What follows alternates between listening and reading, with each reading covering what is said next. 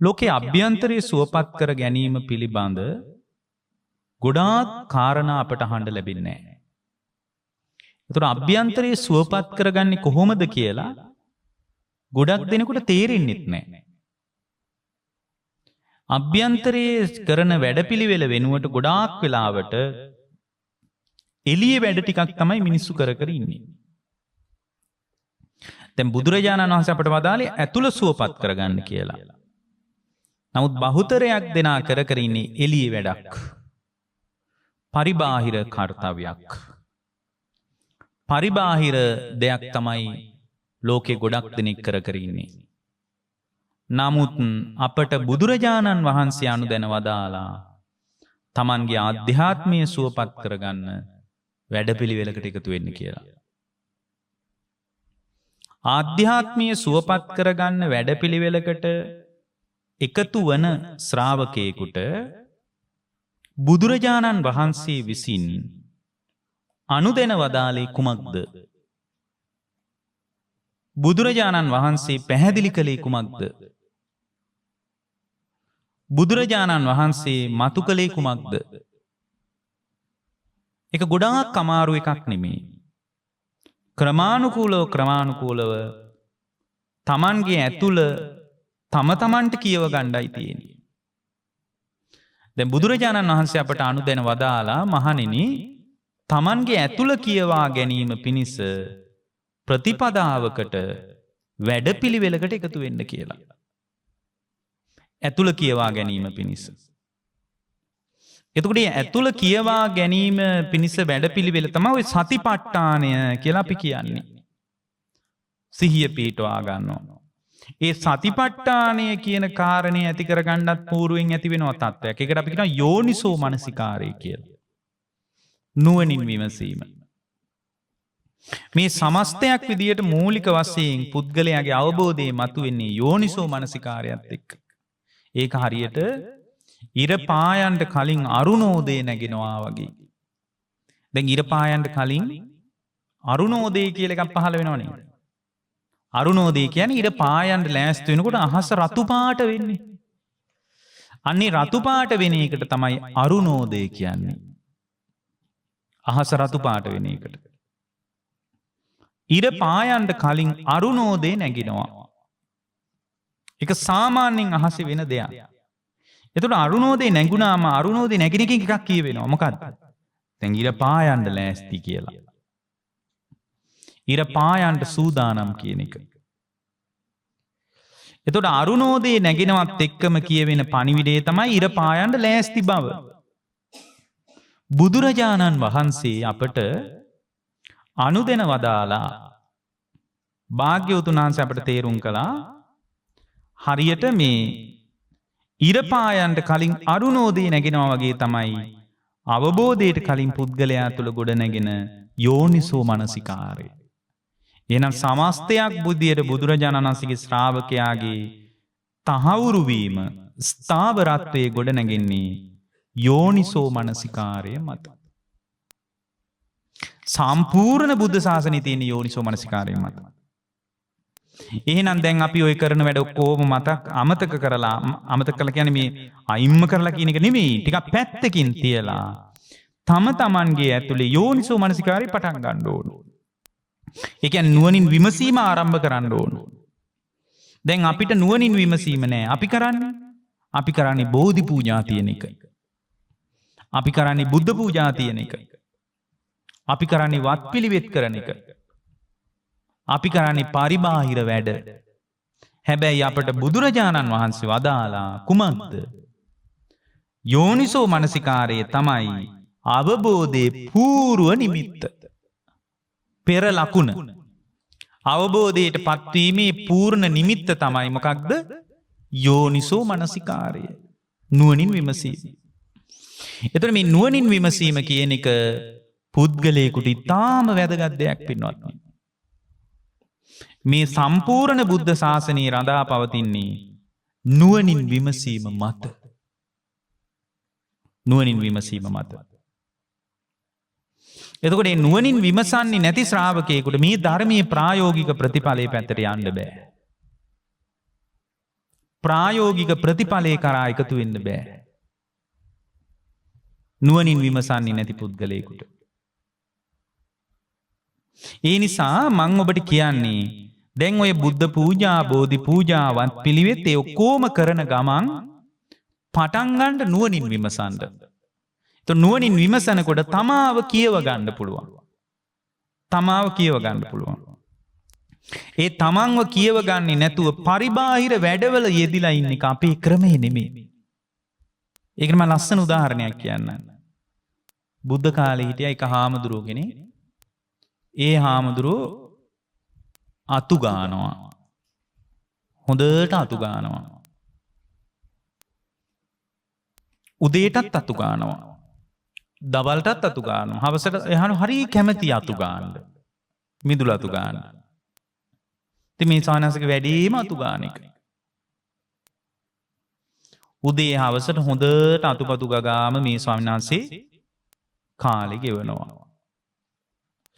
එතකොට අතුපතු ගගාම කාලේ ගෙවනකොට මේ ස්වාමීන් වහන්සේ අතු ගෑමෙන්ම කාලේ ගෙවනකොට මේ අඳුර කැමති නෑ වෙන කෙනෙක් අතු ගන්න නැතුව අතු ගාන්නේ නැතිකමටත් මේ ස්වාමීන් වහන්සේ කැමති නෑ. එයා කියන හැමෝටම අතු ගන්න කියලා. දැන් පැවිදි වෙන්නේ අතු ගන්නද? පැවිදි වෙන්නේ නිර්වාණය පිණිස. නිවන තමයි භික්ෂුවගේ අදහස. එතකොට ධර්මයට ආපු කෙනෙක්ගේ ප්‍රධාන ඉලක්කය තමයි විමුක්තිය. හිත නිවනට පත් කර ගැනීම. නමුත් මේ හාමුදුරුවෝ කරන්නේ නමුත් දැන් කෙනෙක් බැලු බැලමට හිතෙන්න පුළුවන් අනේ හරි හොඳ කෙනෙක් කියලා. හොඳයි තමයි අතු ගාන එක. හැබැයි අතු ගාන ඒ කියන්නේ වත් පිළිවෙත් එපා කියලා බුදුරජාණන් වහන්සේ වදාළේ නෑනේ.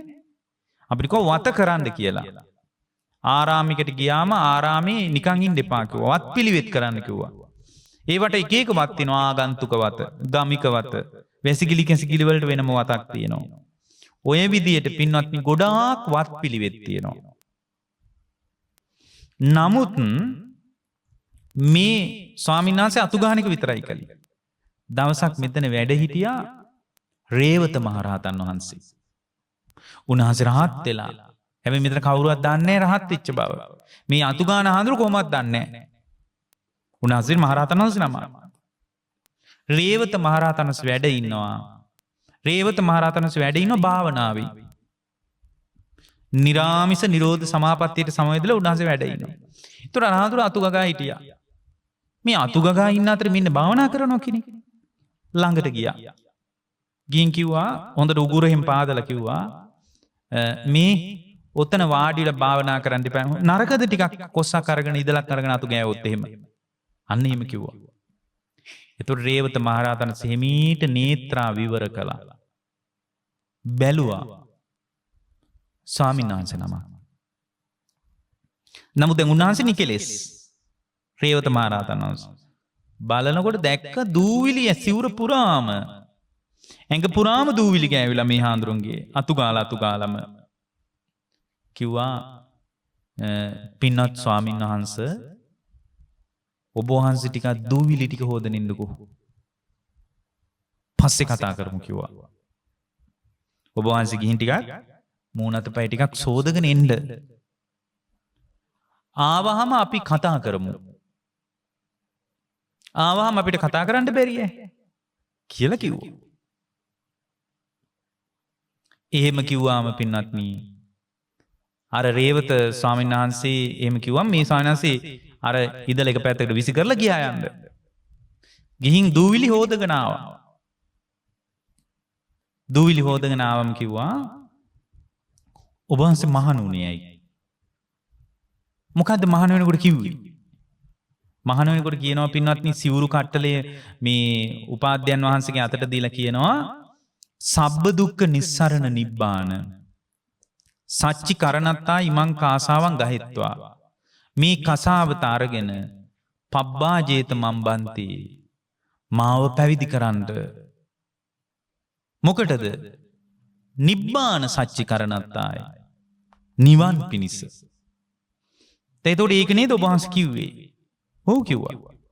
දැන් මොකද්ද කරන්නේ? දැන් ඉතින් මං අතු ගන්නවා කිව්වා. මේක ඉතින් නරක වැඩක් මේක බොහොම හොඳ දෙයක් කිව්වා. හැබැයි ස්වාමීන් වහන්සේ මතක තියාගන්න කිව්වා. බුදුරජාණන් අපිට වදාලා ඊට වඩා එකක් කරන්න. අතු ගාන ඉවත් කරන්න කිව්වා.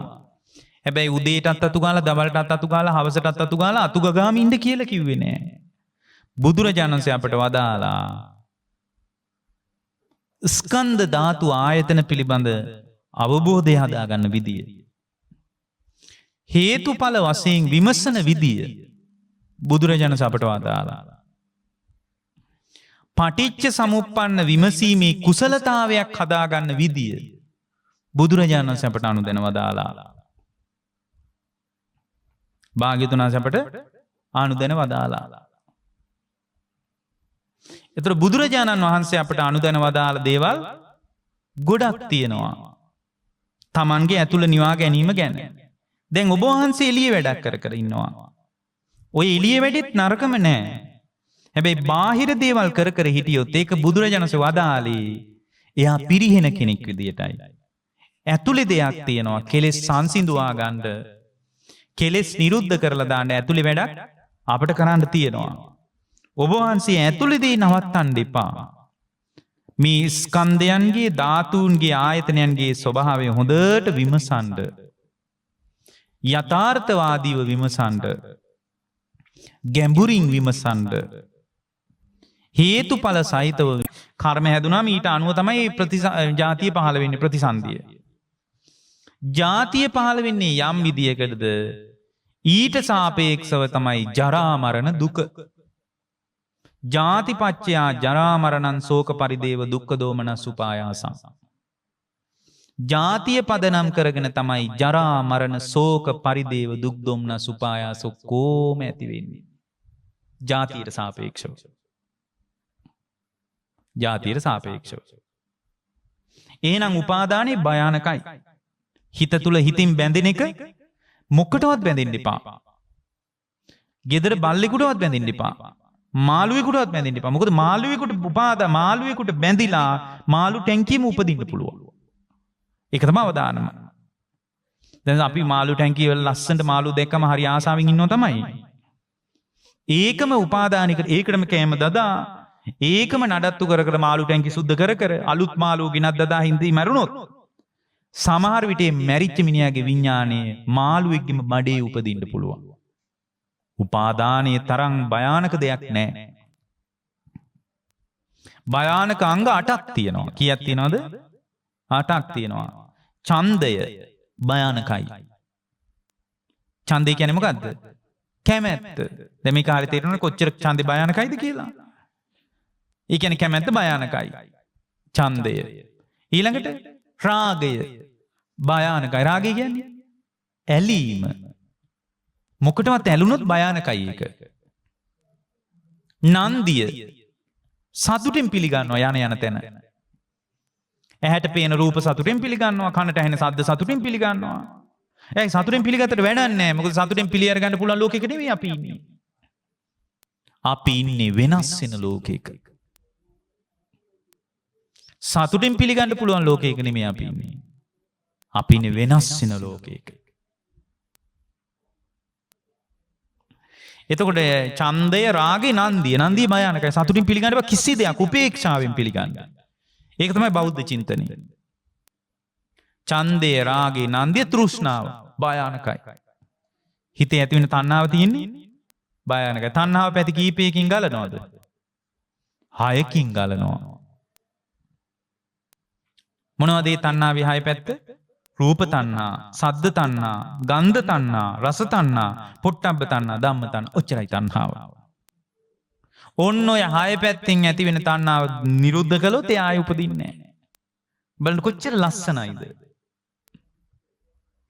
රූප දකින්නකොට රූප තණ්හාව නැතුව නම් රූපේ බලන්නේ එයා ආයෙ උපදින්නේ නැහැ. ශබ්ද අහනකොට ඒ අහන ශබ්දයේ ආසේ ශබ්ද තණ්හාව නැත්තම් ආයෙ උපදින්නේ නැහැ. රස විඳිනකොට රස දැනෙනකොට ඒ කියන්නේ රහත් වීම කියන්නේ රහ දැනෙන්නේ නැති එක නෙමෙයි. දැන් මට මතකයි පව් කාලේ කොවිඩ් කාලේක නෝන කෙනෙක් මට කිව්වා ඒ පවුලටම කොවිඩ් හැදිලා. ඇත්ත තමයි හාඳුරුනේ රහ දැනෙන්නේ නැහැ කිව්වා. ඊට පස්සේ එයා මට කියනවා මේ රහ දැනුන්නේ නැහැ සුවඳ දැනුනේ නැති මේ හාඳුරුනේ රහතන් වහන්සේලාත් මෙහෙම වෙන්න ඇති නේද කියලා. මේ රහතන් වහන්සේලාගේ ස්වභාවයත් මේක වෙන්නද? ඒක නෙමෙයි ස්වභාවය. රහතන් වහන්සේලාට රස නොදැනෙනවා නෙමෙයි. රස තණ්හාව නැහැ. රහතන් වහන්සේලාට රස දැනෙනවා. මොකද නැත්තේ? ඕ රස තණ්හාව නෑ. රස තණ්හාව නෑ. එතකොට දැන් අපිට පේනවා දැන් බලන්න රූප තණ්හා, ශබ්ද තණ්හා, ගන්ධ තණ්හා, රස තණ්හා, පොට්ටබ්බ තණ්හා, ධම්ම තණ්හා කියලා ඇසින් අත්දකින්න ලෝකයේ කෙරෙහි, කනන් අත්දකින්න ලෝකයේ කෙරෙහි, නාසයට දැනෙන ලෝකයේ කෙරෙහි, දිවට දැනෙන ලෝකයේ කෙරෙහි, කායට දැනෙන ලෝකයේ කෙරෙහි, මනසට දැනෙන ලෝකයේ කෙරෙහි ඔන්න ඔය ටිකට තමයි තණ්හාව උපදින්නේ. ඔයිට වඩා එකක්වත් තණ්හාවක් උපදින්නේ නැහැ. ඕවා පදනම් කරගෙනමයි තණ්හාව උපදින්නේ. කවුද භයානක කාරණා හතරයි මොනවද? ඡන්දය, රාගය, නන්දිය, තෘෂ්ණාව. දැන් කාරණා කීයක් තියෙනවද කිව්වද අවදානමේ? 8යි.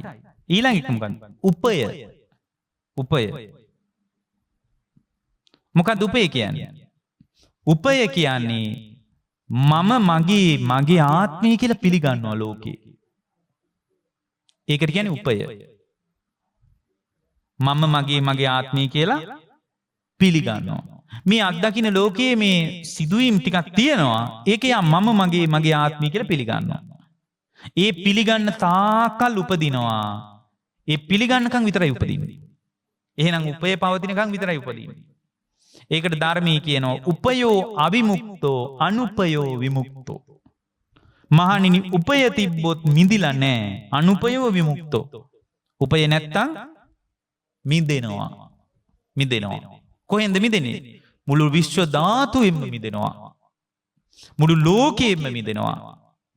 එයා තව දුරටත් ලෝකේ එකතු වෙන මිදීම විමුක්තිය. උපයෝ අවිමුක්තෝ අනුපයෝ විමුක්තෝ. අනුපය පවතින තැනක උපය පවතින නැති තැනක තමයි හිත මිදෙන්නේ. හිත නිවන්ට පත්. එහෙනම් ඒකනේ මම වෙමි කියන හීනියට හැඟීම තිබ්බත් එයාට පිරිනිවන් පාන්න බැරි. මම වෙමි කියන හැඟීමට මොකද්ද කියන්නේ? මම වෙමි කියන හැඟීමට මොකද්ද කියන්නේ? ඒකට කියන්නේ අස්මිමානය. මොකද්ද ඒකට කියන්නේ? ආස්මිමානය. මම වෙමි. ආස්මිමානය කාගේද තියෙන්නේ? අනාගාමී වෙච්ච කෙනාටත් තියෙනවා. අස්මිමානය අනාගාමී කෙනෙක්. එහෙනම් ආයේ දැම්ම බය වෙන්න එපා. අනේ මට මම මගේ කියන හැඟීම තියෙනවා කියලා බය වෙන්න එපා. ඇයි? බුදුරජාණන් වහන්සේ වදාලා මහණෙනි අස්මිමානී කියන එක අනාගාමී ශ්‍රාවකයෙකුටත් තියෙනවා. ඒක අරහත්ත්වයේ නැති වෙන්නේ කියලා. එහෙනම් මේ උපය සම්පූර්ණයෙන් නැති වෙන්නේ කොතනදීද? හිත නිවනටපත් වෙනකොට. හිත නිවනටපත් වෙනකොට තමයි උපය සම්පූර්ණයෙන්ම ගැලවිලා යන්නේ. උපයෝ අවිමුක්තෝ අනුපයෝ විමුක්තෝ. ඔන්න පස්වෙනි එක තමයි උපය. හයවෙනි එක මොකක්ද? හයවෙනි එක තමයි උපාදාන. උපය එකක් උපාදාන. අන්න ඒක තමයි දැන් අර හාඳුනට වෙලා තියෙන්නේ. අර රටාව උපාදානයේ වෙලා. අර ස්වාමීන් වහන්සේට. ඒ රටාව උපාදානයේ වෙලා. උපාදාන. ඊළඟට හත්වෙනි එක තමයි අබිනිවේෂ. අබිනිවෙස් කරනවා ලෝකයේ. ඒකට ගිල්ලගෙන බැහැගෙන ඉන්නවා. මොකක් හරි දෙයකට ගිලිලා බැහැගෙන ඉන්නවා. ඊට වඩා දෙයක් පේන්නේ නැහැ. ඒකටම ගිලගෙන බැහැගෙන ඉන්නකොට ඒක විතරයි පේන්නේ. ඊට වඩා පේන්නේ නැහැ.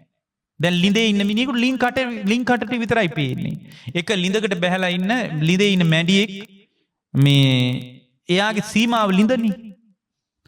ලිඳේ මැඩියෙක් ඉන්නකොට ඒ මැඩියා මේ ලිඳට වෙලා ලිඳ ඇතුළට වෙලා ඉන්නකොට එක්තරා මේ ලිහිණියෙක් කුරුල්ලෙක් ලින් කටේ වහලා තියෙනවා. ලින් කටේ වැහුවම අර මැඩිය අහලා තියෙනවා මේ උඹ කොහේ ඉඳලාද එන්නේ කියලා අහලා තියෙනවා. එතකොට අර කුරුල්ලා කියනවා අභිමානී. අපොයි මැඩියෝ මම එන්නේ සැතපුම් ගානක් දුර ඉඳලා. එතකොට අර මැඩියා හයියෙන් hina වුණාලු. hina වෙලා කිව්වලු බොරු කියනවා. ඇයි? ඔයා කියනවා මේ සැතපුම් ගානක් දුර ඉඳලා ඉගිලිලා ආවලු. සැතපුම් ගානක් කොයිද තියෙන්නේ? මේ අහස කියන එක මේ ලින් කටටත් වඩා පොඩිනේ. ඇයි යාට ලින් කටෙන්නේ පේන්නේ? ඒක නර ගිල්ලගෙන බැහැගෙන ඉන්නකොට ඒකට බැහැගෙන ඉන්නකොට ඊට වඩා පේන්නේ නැහැ. එතකොට දැන් මේ ගිලගෙන බැහැගෙන ඉන්න ශ්‍රාවකයෙකුට පේන්නේ ඒ සීමාව විතරයි. ඊට වඩා මුකුත් එයාට පේන්නේ නැහැ. ගිලගෙන බැහැගෙන ඉන්න තැනක. අභිනිවෙස් කරනකොට ගිලගෙන බැහැගෙන ඉන්නකොට එයාගේ සීමාවේ පමණයි. උපය උපාදාන අභිනිවේෂ අනුසය. මොකක්ද අනුසය කියන්නේ? උපය උපාදාන අභිනිවේෂ ගිලගෙන බැහැගෙන අනුසය. හිතේ අතුලේ කෙලෙසුන් නිදාගෙන ඉන්නවා. ඒකට කියනවා මොකද්ද? අනුසය. නිදාගෙන ඉන්නවා. නිදාගෙන ඉන්නවා නම් අවදානමක් තියෙනවා. ඇයි ඕනම වෙලාවක නැගිටින්න පුළුවන්.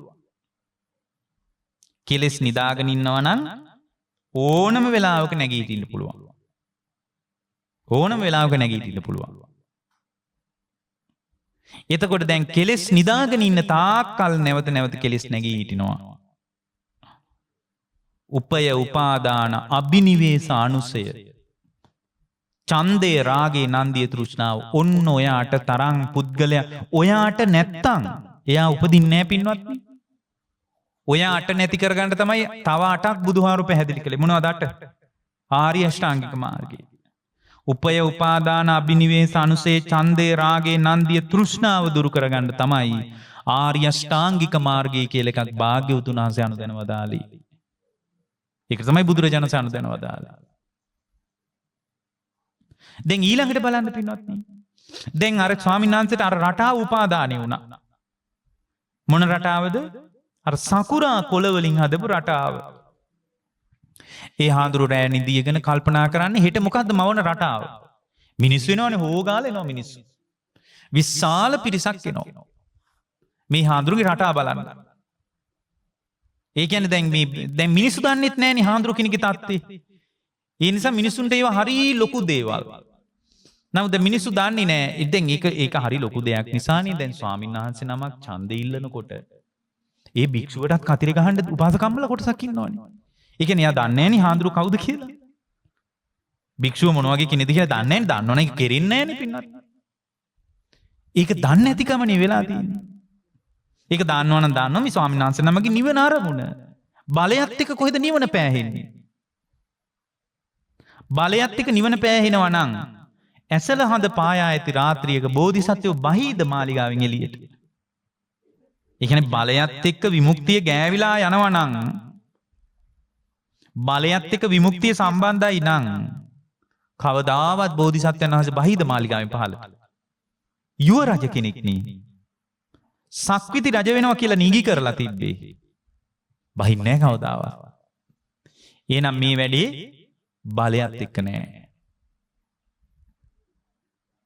එතකොට දැන් අර මිනිස්සු බැලුවා මේ ස්වාමින් වහන්සේ ලස්සන වැඩක් කරන. මිනිස්සු තෑගි භෝග ගෙනාවා. සමහරට ඒ ආරාමේ ඉඳි සිල් ගුණ ධර්ම දියුණු කරපු අය. සමහර විට ඒ ආරාමේ ඉඳි හොඳට බණ භාවනා කරපු අය. හොඳට භාවනා කරගෙන ධර්මයේ දියුණු කරගෙන හිටපු අය හිටියා. නමුත් එහෙම අය හිටියට පින්වත්නි ඒ අයට සිවුරු පිරිකර ලැබුණේ නැහැ. අර සකුරා කොළවලින් රටාමවන භික්ෂුවට සකුරා කොළවලින් රටා මවපු භික්ෂුවට හරියට පින්වත්නි තෑගි භෝග ලැබුණා. ගොඩාක් දේවල් ලැබුණා. ඉතින් මේ හාමුදුරුවෝ බැලුවා මේක තමයි හොඳම වැඩේ. මිනිසුත් සාදුකාර දෙනවා. මමත් ලස්සන රටාමවන මේක තමයි කරන්න ඕන කියලා මේ හාමුදුරුවෝ රැය එළි වෙනකන් රටාමවමව හිටියා. හිතින් රටාව මවා ගන්න පහුවෙන උදේම අතු ගාලා මේ හාඳුර කරන්නේ අර සකුරා කොළවලින් මුළු භූමියම රටාවක් කරනවා. ඈතින් බැලුවම ලස්සනට තියෙනවා ඇති. ලස්සනට තියෙනවා ඇති. මේක කර කර යදී හැමෝම අගේ කළා මේ හාඳුර. කවුරුවත් දොස් කිව්වේ නැහැ. මේ ආරාමයට ආවා තේරවාදී භික්ෂුවක්. තේරවාදී හාඳුර කෙනෙක් ආවා. දවස් දෙකක් බැලුවා මේ කරන දේ. මේ හාඳුරුගේ වැඩි උදේ ඉඳලා දවල් වෙනකන් අර රටාව මවරේ ඊට පස්සේ මිනිස්සු වෙනවා පොලිමේ. වටේට කැරකිලා ආරාමයටත් වෙනදාට වඩා මිනිස්සු වෙනවා. විශාල පිරිසක් එකතු වෙනවා. මේක දිහා බලනවා. මිනිස්සු එක එක තෑගි භෝග දෙනවා යනවා. සමහර මිනිස්සුත් ඉන්න ඇතිනේ මොකක්වත් වැඩක් නැති මිනිස්සු. ඒ මිනිස්සු ඉන්න ඇති. ඉතින් මේ වෙන දේ දැකලා මේ හාමුදුරන්ට අර තේරවාදී හාමුදුරු කතා කළා. කතා කරලා කිව්වා මොකද්ද ඔය කරන්නේ? එතකොට අර හාඳුරු ඇස් දෙක ලොකු කරලා නලල රැලි ගන්නවල ඇහුවා ඇයි මොකද්ද මං කරන්නේ? ඔබ වහන්සේ මොකද්ද කරන්නේ? ඔබ වහන්සේ ඇයි ওই රටාවට ඔච්චර බැඳිලා? ඕක අවදානමක් කියලා බුදුරජාණන්සේ වදාළේ. මොකද්ද ඔය කරන්නේ? එතකොට අර ස්වාමීන් වහන්සේ කියනවා මං හොඳ වැඩක් කරන්නේ. මං කරන්නේ නරක වැඩක් නෙමෙයි. මෙච්චර හොඳ දෙයක් කරද්දී ඇයි ඔබ වහන්සේට මාව වගේ කරන්න බැරි? අන්න එයාට පෙනුනේ ටික. මෙච්චර හොඳ දෙයක් කරද්දී ඔබ වහන්සේට ඇයි මාව අගේ කරන්න බැරි? ඔබ වහන්සේට මොකද මාව වර්ණනා කරන්න බැරි? මොකද මාව අගේ කරන්න බැරි? ඇයි ඔහොම? ඇයි ඔය විදියට? එහෙම කියලා ඇහුවා. එතකොට අර හාමුදුරුවෝ කියනවා බුදුරජාණන් වහන්සේ වදාළේ උපාදානයේ නුසුදුසු බවයි. මොකද උපාදානයේ තිබ්බොත් එයා කර්ම සකස් කරගන්න. දැන් බලන්න මේ හාමුදුරුවෝ මේ රටා උපාදානයේ වෙලා කර්ම කෙරෙන්නේ කොහෙන්ද? සිතෙන් කයින් වචනයයි චේත හිත්වා කම්මං කරෝති කායේන වාචාය මනස. දැන් මේ රටා උපාදානය වුණාම උපාදානයේ නිසා භවය හැදෙනවා. උපාදාන පත්‍ය භව. උපාදානයට අනුව භවය හැදෙනවා. භවය කියන්නේ විපාක පිණිස කර්ම සකස් කරගන්නවා. සිතින් දැන් බලන්න මේ හාමුදුරනේ මේක උපාදානය වුණ නිසා ඒ හාමුදුර සිතින් සැලසුම් කරන්න ඕන. අතු ගන්න වැඩ කරන්න ඕන. රටාවකට මේ සකුරා කොළ අතුරන්න ඕන. අන්න බලන්න කයිනුත් වැඩ කරන්න වෙලා. වචනේනුත් කතා කරන්න වෙලා. එයි මිනිස්සු ඇවිල්ලා අහනවා කොහොමද මේ රටාම ඇව්වේ? මේවා මට රැට හිතෙනවා. මගේ හිතේ මේවා ඇඳෙන්නේ. අන්න ඒක ගැන කතා කරන්න වෙනවා. එහෙනම් සිතින් කයින් වචනින් කර්ම කෙරෙන්නේ මොකක් නිසාද පින්වත්නි? උපාදානයේ පදනම් කරගෙන කර්ම කෙරෙන්නේ. එතකොට අර තේරවාදී හාමුදුරුවෝ කිව්වා ඔබ වහන්සේ මොකද්ද මේ කරන්නේ? මේක බුදුරජාණන් වදාළ එක නෙමෙයි. මේක බුදුරජාණන් වදාළ එක නෙමෙයි. ඔබ වහන්සේ මොනවද මේ කරන්නේ කියලා ඇහුවා. එතකොට අර ස්වාමීන් වහන්සේ කියනවා ඇයි ඔබ වහන්සේට මාව අගේ කරන්න බැරි? මං හොඳ දෙයක් කරන්නේ. දැන් ඔබ වහන්සේට කවුරු හරි කෙනෙක් මේ රටා නරකයි මේක හොඳ නෑ ඔබ වහන්සේ නුසුදුසු දෙයක් කරන්න කියලා කිව්වොත් ඔබ වහන්සේට මොකද හිතෙන්නේ කියලා ඇහුවා. එතකොට මට හරි කේන්තියක් යනවා කිව්වා. මොකද මම මෙච්චර හොඳ දෙයක් කරද්දී ඇයි අගේ කරන්න බැරි කියලා මගේ හිතේ කනස්සල්ලක් ඇති වෙනවා කිව්වා. එතකොට අර ස්වාමීන් වහන්සේ කියනවා බලන්න ඉතින් ඔබ වහන්සේ හිත අඳුනගෙන නෑනේ. ඔබ වහන්සේගේ හිත අඳුනගෙන නෑනේ. ඔබ වහන්සේ ඉස්සලා ඔබ වහන්සේගේ හිත අඳුන ගන්න කොහොමද හිත අඳුන ගන්න තියෙන්නේ? සතිපට්ඨානෙ වැඩි. මේ සතිපට්ඨානෙ චිත්තානුපස්සනාව කියලා එකක් තියෙනවා. ඒකෙම කොහොමද කියන්නේ? සරාගං වා චිත්තං සරාගං චිත්තං තිපජානාති. සරාගී සිත විදියට අඳුන ගන්න කියනවා. විරාගී සිත විදියට අඳුන ගන්න කියනවා. එතකොට දැන් එහෙනම් තමන්ගේ හිත අඳුන ගන්න එක භික්ෂුවගේ වැඩක්. ධර්මයේ දියුණු කරන ශ්‍රාවකයා තමන්ගේ හිත අඳුන යන චිත්තානුපස්සන වඩන්න ඕන බෞද්ධයෙක් නම්. ඒ කියන්නේ සතර සතිපට්ඨානි වැඩිමින් තොරව අවබෝධය කරා එකතු වෙන්න බෑ පින්වත්නි. බොජ්ජංග ධර්ම වඩාගෙන තමයි නිවන් දකින්න තියෙන්නේ කියලා කියනවා. බොජ්ජංග ධර්ම පළවෙනි එක තමයි මොකද්ද? සති සම්බොජ්ජංගය සතිපට්ඨානි.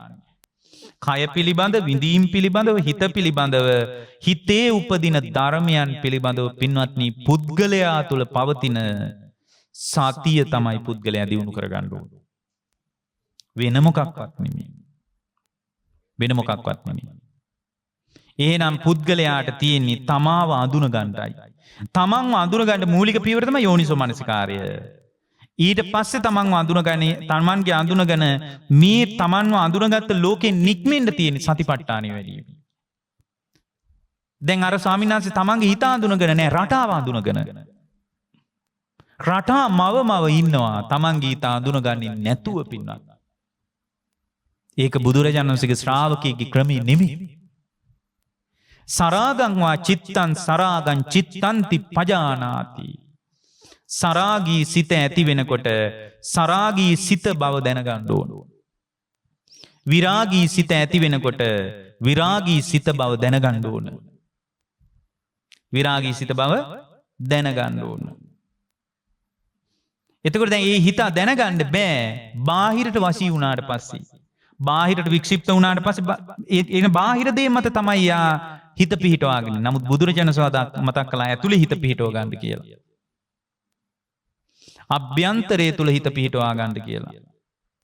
එතකොට මේ අභ්‍යන්තරයේ තුල හිත පිහිටවාගෙන ඉන්න ශ්‍රාවකයෙකුට අවබෝධය කරා ක්‍රමානුකූලව එකතු වෙන්න පුළුවන්. අවබෝධය කරා එකතු වෙන්න පුළුවන්. ඒ නිසා බුදුරජාණන් වහන්සේ වදාළ කාරණේ ඊටාම වැදගත් කාරණයක් පින්වත්නි. ඊටාම වැදගත් කාරණයක්. ඒතර බුදුරජාණන් වහන්සේ වදාළ කාරණේ තුල අපිව අඳුන ගන්න ඕන. අපිටම තමයි ඒක කරන්න වෙන්නේ. කවුරුවත් අපිව අඳුනනල් දෙන්නේ නැහැ. ඒතකොට තමන්ගේ හිත අඳුනගත්තට වැඩක් නැහැ. තමන්ගේ හිත අඳුනගත්තත් කැළඹෙන්න පුළුවන්. ඒ හිත හේතුඵල වශයෙන් බලන්න ඕන.